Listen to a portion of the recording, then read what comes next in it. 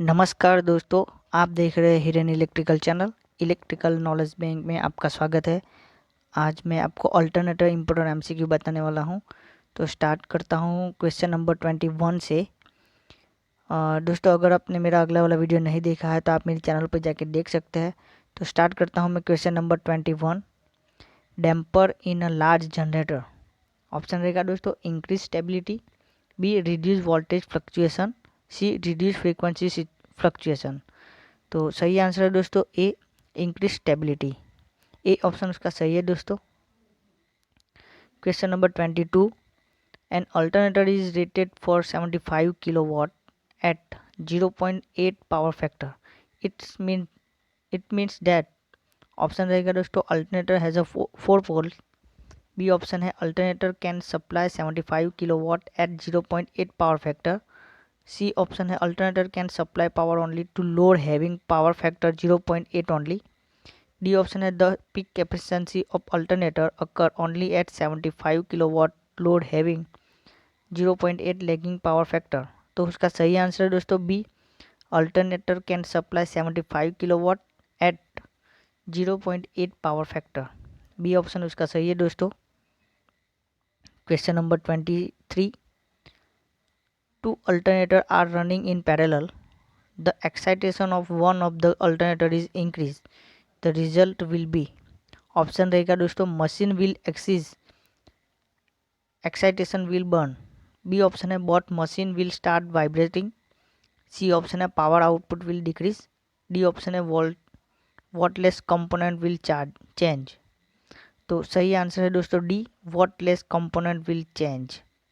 D option उसका सही है। Question number 24।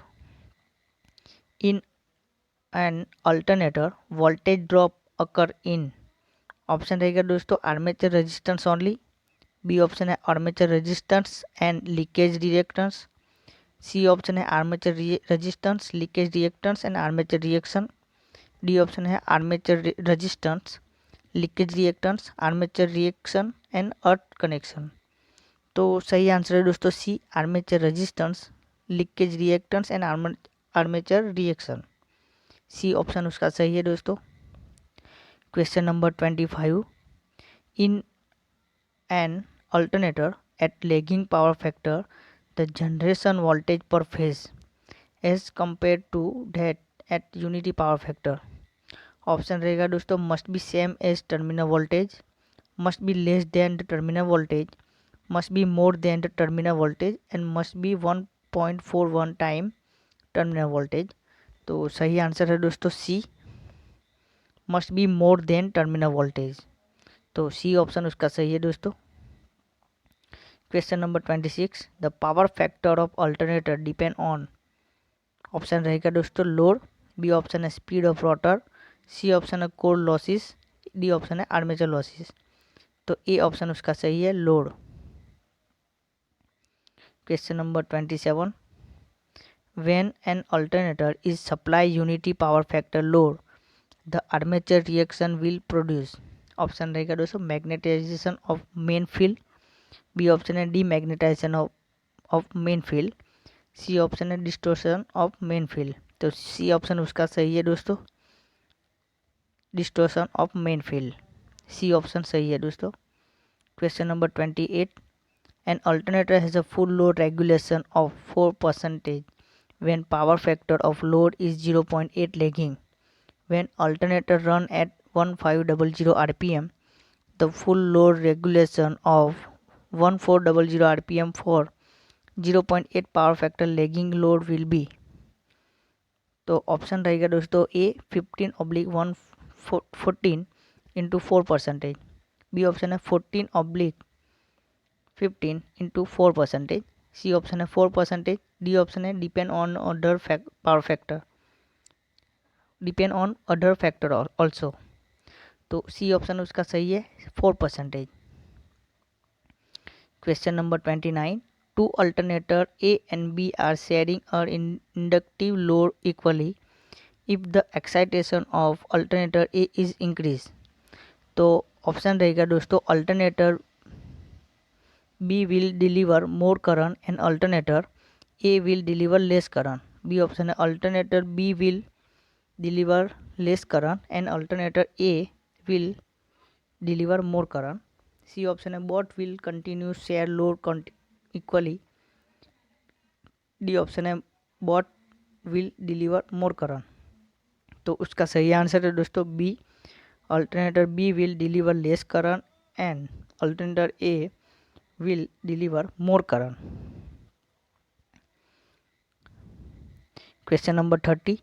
The Portier triangle separate the option रहेगा दोस्तों iron loss and copper loss. B option है field MMF and armature MMF. C option है stator voltage and rotor voltage. D option है armature leakage reactance and armature reaction MMF. तो उसका सही answer है दोस्तों D, armature leakage reactance and armature reaction MMF. Question number 31. Which kind of rotor is more suitable for turbo alternator which are designed to run at high speed? Option रहेगा दोस्तों salient pole type. B option है non salient type pole. C option है both A and B. D option है none of the above. तो सही answer है दोस्तों B, non salient pole type. B option उसका सही है। Question number 32. In the Potier triangle the Potier reactance drop per phase is 22 volt per phase at 88 ampere per phase. The पोर्टियर्स reactance पर phase is option रहेगा दोस्तों 0.22। B option है 0.25। सी option है 0.30। D option है 0.44। तो सही आंसर है दोस्तों बी, 0.25। बी ऑप्शन उसका सही है। Question number 33. The power output of an alternator is 100 kilowatt in order that the tension of power factor angle may be 0.8 lagging the KVR rating must be. Option रहेगा दोस्तों 80 cos 5 KVR। B option है 80 sin 5 KVR। सी option है 80 KVR। D option है -80 KVAR। तो सही answer है दोस्तों D, -80 KVAR। D option उसका सही है। Question number 34. 10 pole AC generator rotor at 1200 RPM. The frequency of AC voltage in cycle per second will be.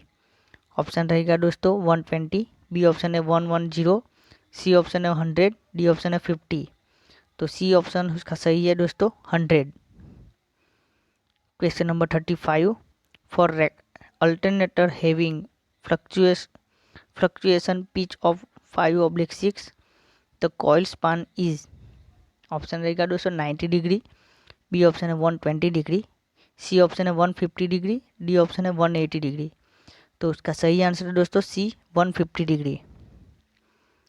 Question number 36. The effect of cross magnetization in alternator field is to make the output. तो option रहेगा दोस्तों true sinusoidal. B option है non sinusoidal. C option है harmonic free. D option है none of the above. तो उसका सही answer है दोस्तों B, non sinusoidal. B option उसका सही है। Question number 37. Fraction pitch of eliminate 7 harmonic from alternator EMF is. Option रहेगा 7/6। बी ऑप्शन है 6/7। सी ऑप्शन है 6/5। डी ऑप्शन है 3/5।